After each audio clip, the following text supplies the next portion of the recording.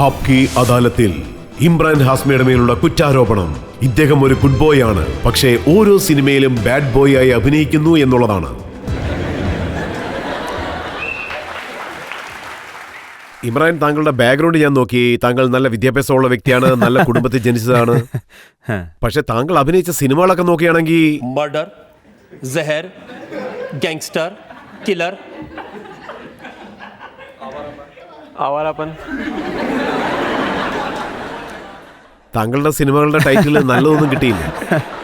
ഇത് നിങ്ങൾ പ്രൊഡ്യൂസറിനോട് ചോദിക്കുന്നതായിരിക്കും നല്ലത്, അതായത് ബഡ് സാറിനോട് ചോദിക്കണം. നിങ്ങളിപ്പോൾ പറഞ്ഞ പേരുകളുടെ കാര്യം എടുത്താൽ അതിൽ പകുതി പേരുകളും ബഡ് സാർ തന്നെയാണ് തീരുമാനിച്ചിട്ടത്. സോ ഇതൊക്കെ അദ്ദേഹത്തിന്റെ ഐഡിയ ആണ്. താങ്കളുടെ പടങ്ങളുടെ മറ്റൊരു കാറ്റഗറി ഓഫ് ലിസ്റ്റ് ഞാൻ പറയാം. ആഷിഖ് ബനായ ആപ്പിനെ, അക്സർ നല്ല പേരല്ലേ, അത്യാവശ്യം ഡീസന്റ് ആയിട്ടുള്ള പേരല്ലേ. താങ്കൾ അഭിനയിച്ച 16 സിനിമകളിൽ ഒരു സിനിമയുടെ പേര് മാത്രം നന്നായിട്ടുണ്ട്. അതെ, ആക്ച്വലി നമ്മൾ നോക്കുകയാണെങ്കിൽ നിങ്ങൾ മുന്നേ പറഞ്ഞ പോലെ ഞാനൊരു ഗുഡ് ബോയ് ആണ്. പിന്നെ കുട്ടിക്കാലം മുതലേ കുറച്ച് വികൃതിയൊക്കെ കാണിക്കുന്ന ഒരു കുട്ടിയും കൂടിയാണ് ഞാൻ. പിന്നെ ഞാൻ കംപ്ലീറ്റ്ലി ഒരു ഓഫീസിലേക്ക് വന്നപ്പോൾ, അതായത് എൻ്റെ വർക്ക് തുടങ്ങിയ സമയത്ത്, ബഡ് സാറിൻ്റെ കൂടെ വർക്ക് തുടങ്ങിയപ്പോൾ, അന്ന് ഞാൻ വളരെ താല്പര്യത്തോടെ ജോലിയിൽ വളരെ ഫോക്കസ്ഡ് ആയിട്ട് ഇരുന്നിരുന്നു. ആ ഒരു ശാന്തതയിൽ ബഡ് സാർ മനസ്സിലാക്കിയിട്ടുണ്ടാവും ഇവനൊരു വികൃതിക്കാരനാണെങ്കിലും ഉള്ളിൽ എന്തൊക്കെയോ കഴിവുണ്ട് എന്ന്. പിന്നെ അദ്ദേഹം ഫസ്റ്റ് സ്ക്രീൻ ടെസ്റ്റിൽ തന്നെ കണ്ടുപിടിച്ചു എൻ്റെ ഉള്ളിലുള്ള കഴിവ് എന്താണ് എന്ന്. അത് കൃത്യമായി അദ്ദേഹം മനസ്സിലാക്കി. ആദ്യത്തെ പടം ഫുട്പാത്ത്, അതും നിങ്ങൾ പറഞ്ഞ പോലെ വ്യത്യസ്തമായ ഒരു പേരുള്ള പടമാണ്. അദ്ദേഹത്തിന് മനസ്സിലായി എൻ്റെ ഉള്ളിലൊരു സ്ട്രീക്ക് ഉണ്ട് എന്ന്, ഒരു നോട്ടി സ്ട്രീക്ക് ഉണ്ട് എന്ന്. ആ ഒരു കാര്യത്തെ അന്ന് അദ്ദേഹം ക്യാപ്ചർ ചെയ്ത് അതിനെ എക്സ്പ്ലോർ ചെയ്യണമെന്ന് അദ്ദേഹം വിചാരിച്ചു. താങ്കൾ നോട്ടി സ്ട്രീക്ക് എന്ന് പറയുന്നു, പക്ഷേ എല്ലാ സിനിമകളിലും താങ്കൾ മറ്റൊരാളുടെ ഭാര്യയോടൊപ്പമാണ് കറങ്ങുന്നത്.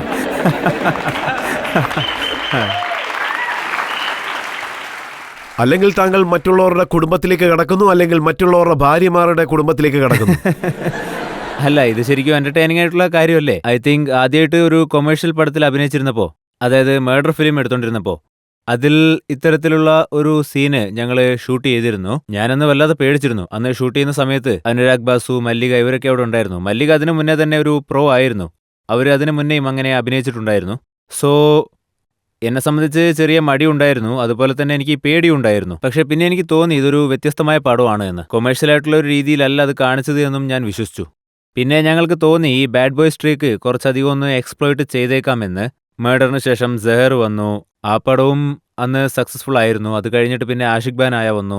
ഐ തിങ്ക് ഇതൊക്കെ നല്ല ഹിറ്റ് പടങ്ങളായിരുന്നു. ബോക്സ് ഓഫീസിൽ ഒരു മൂവി നന്നായിട്ട് ഓടുകയാണെങ്കിൽ പിന്നെ ആർക്കും അതിനോട് എതിർപ്പുണ്ടാവില്ലല്ലോ. സോ അതുകൊണ്ട് തന്നെ ഞങ്ങൾ അതിനെ എക്സ്പ്ലോയിറ്റ് ചെയ്യുകയായിരുന്നു. ഐ എം ഷുവർ ഇവിടെയുള്ള എല്ലാവർക്കും ആ റോൾസും അത്തരത്തിലുള്ള സിനിമകളും ഇഷ്ടമാണെന്നാണ് എൻ്റെ വിശ്വാസം. അതുകൊണ്ടാണ് അതൊക്കെ ചെയ്യുന്നത്.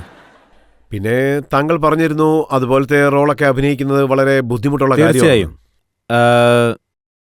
ഐ തിങ്ക് അതിൻ്റെ സെക്കൻഡ് പടമായിരുന്നു മേർഡർ. അതുവരെ ഞാനത്ര എക്സ്പോസ്ഡ് ആയിരുന്നില്ല ആ ഒരു ലൈനിൽ. ഫുട്പാത്ത് ബോക്സ് ഓഫീസിൽ അത്ര നന്നായിട്ട് ഓടിയിരുന്നില്ല. ഐ തിങ്ക് ഡെഫിനറ്റ്ലി കൊമേഴ്ഷ്യൽ മൂവികളിൽ ആദ്യമായിട്ടാണ് ഇത്തരത്തിലുള്ള ഒരു സീനിൽ ഞാൻ അഭിനയിക്കാൻ പോകുന്നത്. എനിക്കൊരു പേടി ഉണ്ടായിരുന്നു, നമ്മുടെ ഓഡിയൻസ് ഇത്തരം സീനുകൾ അക്സെപ്റ്റ് ചെയ്യുമോ ഇല്ലയോ എന്നുള്ള ഒരു പേടി. റിലീസ് വരെ മാത്രം. റിലീസിന് ശേഷമാണ് എനിക്ക് അറിയാൻ കഴിഞ്ഞത് ആ പടത്തിന്റെ ഓപ്പണിങ് ഗംഭീരമായിരുന്നു എന്ന്. സോ ഡെഫിനറ്റ്ലി ഓഡിയൻസിൽ ഒരുപാട് പേര് ഇത്തരം സിനിമകൾ കാണാനായിട്ട് പ്രതീക്ഷിച്ചിരിക്കുകയാണ്. അത് കൊമേഴ്ഷ്യലി ആണ്. പിന്നെ ആ സീനുകൾക്കകത്ത് സീൻസ് എന്ന് പറയുന്നത്, പക്ഷെ ജനങ്ങൾ പറയുന്നത് താങ്കൾക്ക് കിസ്സിംഗ് സീനാണ് വളരെയധികം ഇഷ്ടമെന്ന്. ഇതൊക്കെ സത്യം തന്നെയല്ലേ? അല്ല, ഞാനൊരിക്കലും പടങ്ങളിൽ കിസ്സിംഗ് സീന് മനഃപൂർവ്വം ആഡ് ചെയ്യാറൊന്നുമില്ല. അതൊക്കെ ഡയറക്ടറും അതുപോലെ പ്രൊഡ്യൂസറും ചേർന്ന് തീരുമാനിക്കുന്നതാണ്.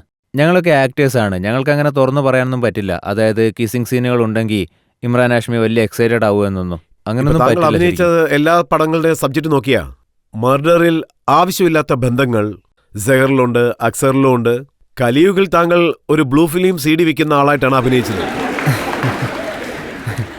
വിചിത്രമായ ക്യാരക്ടറുകളാ, വളരെ വിചിത്രം. പക്ഷേ അതിനകത്ത് അല്ല, ഞാൻ ഈ ക്യാരക്ടറുകൾ ചെയ്യുമ്പോൾ വളരെ എൻജോയ് ചെയ്തുകൊണ്ട് തന്നെയാണ് ചെയ്തത്. ഐ തിങ്ക് അതിന് മുന്നേ വരെ ഹീറോകൾക്കൊക്കെ ഒരു ഗുഡ് ബോയ് എന്നൊരു ഇമേജ് ആയിരുന്നു ഉണ്ടായിരുന്നത് ഫിലിം ഇൻഡസ്ട്രിയിൽ. നല്ല ക്യാരക്ടേഴ്സ് ചെയ്യാൻ മാത്രമായിരുന്നു എല്ലാവർക്കും താല്പര്യം. അത് കണ്ടപ്പോൾ എനിക്ക് തോന്നി നമുക്ക് കുറച്ച് വ്യത്യസ്തമായിട്ട് എന്തെങ്കിലും ചെയ്യാമെന്ന്. അപ്പോഴാണ് എൻ്റേതായ ഒരു പ്രത്യേക ഇമേജ് ക്രിയേറ്റ് ചെയ്യപ്പെടുക. എൻ്റേതായ ഒരു അടയാളം ഞാൻ സൃഷ്ടിക്കാൻ ശ്രമിച്ചു. താങ്കൾ നോർമലി ഒരു വില്ലൻ ചെയ്യേണ്ട ജോലിയാണ് ചെയ്യുന്നത്. അതെ, ഗുൽഷൻ ഗ്രോവറും കരുതി കാണും എന്തെങ്കിലും ഒരു ദിവസം ഇതുപോലെ അഭിനയിക്കുകയാണെങ്കിൽ താനും ഒരു ഹീറോ ആവുമെന്ന്. എനിക്ക് തോന്നുന്നു നമ്മുടെ ഇൻഡസ്ട്രിയിൽ ഇപ്പോൾ ഒരു മാറ്റം ഉണ്ടായി തുടങ്ങിയിട്ടുണ്ട്. ഐ തിങ്ക് മൾട്ടി ഡയമെൻഷണൽ ആയിട്ടുള്ള വില്ലന്മാരും പുറത്തു വന്നു എന്ന് വേണമെങ്കിൽ പറയാം. ഹീറോസും അതുപോലെ വില്ലൻ റോളുകൾ ചെയ്യുന്നു, അവരതിൽ സക്സസ്ഫുൾ ആവുകയും ചെയ്യുന്നു. അത് ശരിക്കും നല്ല കാര്യമാണ്. അതായത് വില്ലന്മാരെ നോക്കിയാൽ ടിപ്പിക്കലായിട്ടുള്ള ഒരു സാധനമായിരിക്കില്ല. പഴയ സിനിമകളൊക്കെ നോക്കുകയാണെങ്കിൽ മുഗാംബോ അല്ലെങ്കിൽ ഗബ്ബർ സിംഗ്, അന്നൊക്കെ അത്തരം വില്ലൻസ് ആയിരുന്നു ഉണ്ടായിരുന്നത്. എന്നാൽ ഇന്ന് ആ കാര്യങ്ങളൊക്കെ മാറി. Normal simple people. ഞാൻ ഗ്യാങ്സ്റ്ററിൽ അങ്ങനെ ഒരു റോളാണ് പ്ലേ ചെയ്തത്. സഡൻലി ക്ലൈമാക്സിൽ നോക്കിയാൽ ആരും പ്രതീക്ഷിക്കാത്ത ഒരു ക്യാരക്ടർ ക്ലൈമാക്സിൽ. സോ ഈ കാര്യങ്ങളൊക്കെ തന്നെ ഞാൻ ആലോചിച്ച് നോക്കുമ്പോൾ വളരെ ഫുൾഫില്ലിംഗ് ആയിട്ട് തോന്നി. ഞാൻ ആ സിനിമയിൽ 2 മണിക്കൂർ നേരത്തേക്ക് ഓഡിയൻസിനെ ഫൂൾ ചെയ്യുന്ന പോലെ ഉണ്ടാവും. എൻഡിൽ നോക്കിയാൽ അവൻ വില്ലനായിട്ട് മാറും. സോ അത്തരത്തിലൊരു ചേഞ്ചിങ് ഫേസ് ആണ് വില്ലൻ ഉള്ളത്. എനിക്കത് വളരെ ഇഷ്ടമായി. ഞാൻ അതാണ് ആക്ച്വലി ആദ്യം ആഗ്രഹിച്ചത്. എനിക്കത് ഓക്കെ ആയിട്ട് തോന്നി. പിന്നീട് അങ്ങോട്ട് ആ ഒരു പ്രവണത വല്ലാതെ കൂടിയെന്നും എനിക്ക് തോന്നി. സോ ഒരു മാറ്റത്തിനായി നേരത്തെ പറഞ്ഞ ആവാരപ്പൻ, ആ പടം വ്യത്യസ്തമായിരുന്നു. സിനിമയെ കുറിച്ച് ഞാൻ പിന്നീട് ചോദിക്കാം. പക്ഷേ ഇപ്പോൾ ഒരു കാര്യം എനിക്ക് അറിയേണ്ടതുണ്ട്. താങ്കൾക്ക് സീരിയൽ കിസർ എന്നുള്ള പേര് എങ്ങനെയാണ് വന്നത്? അതൊരു ലെങ്ത്തുള്ള കഥയാണ്. ആക്ച്വലി അത് ലെങ്ത് ഉള്ള കഥയാണോ അതോ ലെങ്ത് ഉള്ള കിസ്? രണ്ടുമാണ്. അതെ, രണ്ടുമാണ്. ആക്ച്വലി ഞാൻ ഈ ഒരു ഇമേജ് വേണമെന്ന് വെച്ച് ക്രിയേറ്റ് ചെയ്തതാണ്. മേർഡർ നന്നായിട്ട് ഓടി, അത് കഴിഞ്ഞിട്ട് സെഹറും നന്നായിട്ട് തന്നെ ഓടി. അങ്ങനെ എനിക്കൊരു ഷൂട്ടിങ്ങിന് വേണ്ടി ഞങ്ങൾ മൗറീഷ്യസിൽ പോയിരുന്നു. അവിടെ എൻ്റെ കുറച്ച് ഫ്രണ്ട്സ് വന്നിരുന്നു. ഷൂട്ടിംഗ് കഴിഞ്ഞിട്ട് ഒന്നിച്ച് സമയം ചെലവഴിക്കാമെന്ന് കരുതി. അങ്ങനെ ആ കൂട്ടത്തിലൊരു ഫ്രണ്ടിന് അവിടെ വെച്ച് ഒരു ടീഷർട്ട് കിട്ടി. സീരിയൽ കിസർ എന്ന പേരുള്ള ഒരു ഗ്രീൻ ടീഷർട്ടായിരുന്നു. അതിൻ്റെ പുറകിൽ സീരിയൽ കിസർ എന്ന് എഴുതിയിരുന്നു. ഞാൻ അവരോട് പറഞ്ഞു, ആ ടീഷർട്ട് എനിക്ക് തന്നേക്ക്, അതിടാൻ പോകുന്ന ഒരേ ഒരാൾ ഞാൻ മാത്രമായിരിക്കണമെന്ന്. ഈ രാജ്യത്ത് ഇത് വേറെ ആരെ കൊണ്ടും ഇടാൻ സാധിക്കില്ല എന്ന് ഞാൻ പറഞ്ഞു. ആ സുഹൃത്ത് പറഞ്ഞു അവനിത് തരാൻ പോകുന്നില്ല. ഒരുപക്ഷെ സിനിമ റിലീസായി അതിൻ്റെ പ്രോമോ റിലീസാകുന്ന സമയത്ത് ആ ടീഷർട്ട് ഇട്ടുകൊണ്ട് അവൻ പുറത്തുപോയാൽ ഇമ്രാൻ ഹാഷ്മിയെ കോപ്പി ചെയ്യുകയാണെന്ന് എല്ലാവരും പറയും. സോ അവൻ്റെ കയ്യിൽ നിന്ന് ആ ടീഷർട്ട് ഞാൻ തട്ടിപ്പറിച്ച് പിന്നീട് സെറ്റിൽ വെച്ച് അത് ധരിക്കുകയുണ്ടായി. പിന്നെ ബീച്ചിൽ ജവാനി ദിവാനിയുടെ ഷൂട്ടിംഗ് നടക്കുകയായിരുന്നു. അവിടെ വെച്ചാണ് എനിക്ക് ആ ഒരു ഷോട്ടിന് ശേഷം അവിടെ വെച്ചാണ് സീരിയൽ കിസർ എന്ന ആ ഒരു ടീഷർട്ട് ഇട്ടുകൊണ്ട് ടേൺ ചെയ്തപ്പോൾ സീരിയൽ കിസർ എന്ന ടാഗ് എനിക്ക് വീണത്. അതുമാത്രമല്ല, വേറെ ഒരുപാട് പേരുകൾ, കിങ് ഓഫ് കിസേഴ്സ്, അങ്ങനെ എത്രയോ പേരുകളുണ്ട്. താങ്കൾ പറയുന്നു പക്ഷേ ഇതുപോലത്തെ ടീഷർട്ട് ധരിച്ചതുകൊണ്ടാണ് താങ്കൾക്ക് സീരിയൽ കിസർ എന്നുള്ള പേര് വന്നെന്ന് പറയുന്നു. അതെ. പക്ഷേ മർഡറിൽ താങ്കൾ ചെയ്തത് മല്ലിക ഷെറാവത്തിനോടൊപ്പം ചെയ്തത്, തുംസാൻ നഹി ദേഖാലെ ദിയ മിർസയുടെ കൂടെ ചെയ്തത്, സെഹറിൽ താങ്കൾ ഉദിത ഗോസ്വാമിയുടെ കൂടെ ചെയ്തത്, ഇങ്ങനെ വലിയൊരു ലിസ്റ്റ് തുടർന്നുകൊണ്ടേയിരിക്കും. എല്ലാം ചെയ്തിട്ട് കാരണം ടീഷർട്ട് ആണെന്ന് പറഞ്ഞാൽ എങ്ങനെയാ?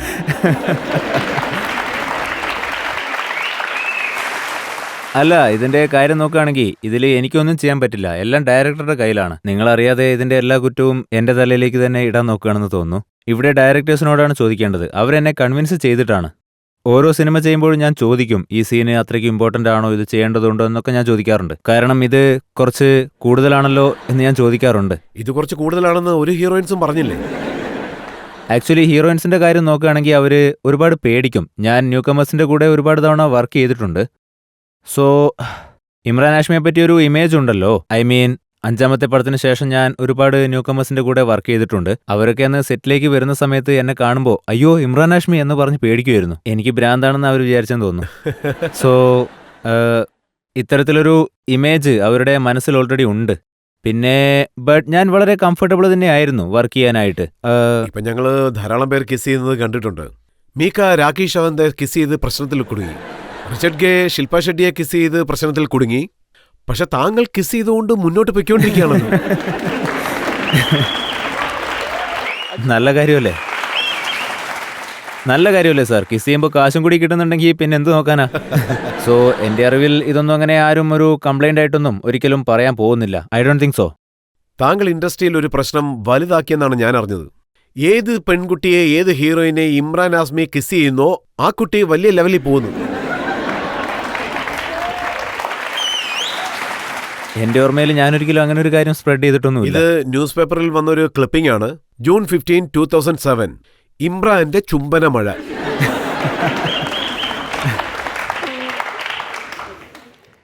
ഇല്ല, ഇത് ഞാൻ ഡയറക്റ്റായിട്ട് പറഞ്ഞതല്ല. ഐ തിങ്ക് ഞാൻ വർക്ക് ചെയ്ത പെൺകുട്ടികളുടെ സീൻസ് മാത്രമല്ല, അവർക്ക് ക്യാപ്പബിലിറ്റി ഉണ്ട്, നല്ല ടാലന്റും ഉണ്ട്. അതുമാത്രം അടിസ്ഥാനമാക്കിക്കൊണ്ട് നമുക്ക് പറയാനും പറ്റില്ല. അതുപോലെ തന്നെ ടാലന്റ് എപ്പോഴും വർക്ക് ആവണമെന്നില്ല. ഒരു കിസ്സുകാരനാണ് പടം ഓടുന്നതെന്നും നമുക്കൊരിക്കലും പറയാൻ പറ്റില്ല. ഒരു ആക്ടറോ അല്ലെങ്കിൽ ആക്ട്രസോ അതൊന്നും പ്രധാനമല്ല. ഒരു ആക്ട്രസിന്റെ കൂടെ ഒന്നിച്ച് വർക്ക് ചെയ്യുകയാണെങ്കിൽ 100% അവർ പിന്നീട് സക്സസ്ഫുൾ ആയിട്ട് മാറാറുണ്ട്. ഐ തിങ്ക് അവരുടെ ഉള്ളിലുള്ള ടാലന്റ് കൊണ്ടാണത്. ജോലിയോട് അവർക്കും താല്പര്യമുണ്ട്, അതുകൊണ്ട് അവർ വിജയിക്കുന്നു. സോ ഒരു സീന് മാത്രം അടിസ്ഥാനമാക്കി വെച്ചുകൊണ്ട് ഓഡിയൻസ് ഐ ഡോണ്ട് തിങ്ക് ആക്ടറിനെയും ആക്ട്രസിനെയും ആക്സെപ്റ്റ് ചെയ്യുമെന്ന്. ഞാൻ ഒരിക്കലും എൻ്റെ ലൈഫിൽ അങ്ങനെ ഒരു ക്രൈം ചെയ്തിട്ടേ ഇല്ല.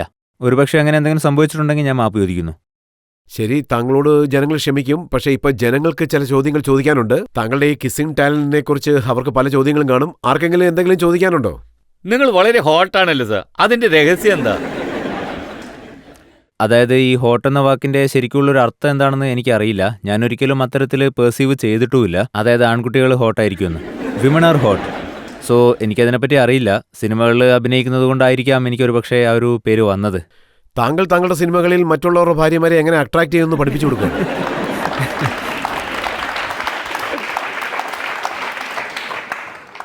ജനങ്ങൾ അത് കാണാൻ താല്പര്യം പ്രകടിപ്പിക്കുന്നുണ്ടെങ്കിൽ പിന്നെ അതിൽ സത്യം ഉണ്ടാവാനാണ് സാധ്യത എന്ന് തോന്നുന്നു. ജനങ്ങൾക്ക് സിനിമ മുഖേനയല്ലേ എല്ലാം പഠിപ്പിച്ചു കൊടുക്കുന്നത്? ഇല്ല, ഞാൻ പഠിപ്പിച്ചു കൊടുക്കുന്നൊന്നുമില്ല. എല്ലാ പടത്തിന്റെയും അവസാനം ഒരു മെസ്സേജ് ഉണ്ടാവും. ഇങ്ങനെയൊക്കെ ചെയ്യുന്നത് വലിയ തെറ്റാണ്. അതുപോലെ എൻഡിൽ വില്ലൻ ഉറപ്പായിട്ടും അതിനുള്ള ശിക്ഷ കിട്ടുകയും ചെയ്യും. സിനിമകളിൽ അതായത് ഞാൻ മല്ലികയും കുട്ടിയെ ഒളിച്ചോടി പോയിട്ടൊന്നുമില്ലല്ലോ. ചീറ്റിംഗ് എങ്ങനെ ചെയ്യണമെന്ന് പഠിപ്പിച്ചു കൊടുക്കുന്നു. പിന്നെ 2 മണിക്കൂറിൽ മറ്റുള്ളവരുടെ ഭാര്യമാരെ എങ്ങനെ കവർ ചെയ്യണമെന്ന് പഠിപ്പിച്ചു. അവസാനം സിനിമയിൽ പോലീസ് വരുന്നത് പോലെ താങ്കൾ നല്ലവനായിട്ട് മാറുകയാണ്.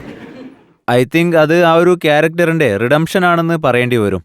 ഞാൻ മുന്നേ പറഞ്ഞതുപോലെ വില്ലൻസ് ഇപ്പോൾ മൾട്ടി ഡയമെൻഷനലായിട്ട് മാറിക്കഴിഞ്ഞു. ഇപ്പോൾ റിയലിസം എല്ലായിടത്തും വന്നു കഴിഞ്ഞു. നമ്മളെല്ലാം ജീവിതത്തിലെ ഏതെങ്കിലും ഒരു ഘട്ടത്തിൽ എന്തെങ്കിലും ഒരു തെറ്റ് ചെയ്തിട്ടുള്ളവരായിരിക്കും. അത് റിയലിസ്റ്റിക് ആയിട്ട് എന്റെ സിനിമകളിൽ കാണിക്കുന്നു. ഒരു കംപ്ലീറ്റ് വില്ലൻ എന്നും നമുക്ക് പറയാൻ പറ്റില്ല. ഒരു ഗ്രേ ക്യാരക്ടർ. അവൻ നല്ലവനുമാണ്, അതേസമയം ചില തെറ്റുകൾ ചെയ്യുന്നുണ്ട്. പടത്തിൽ നന്നാവുന്നുമുണ്ട് ക്ലൈമാക്സിൽ.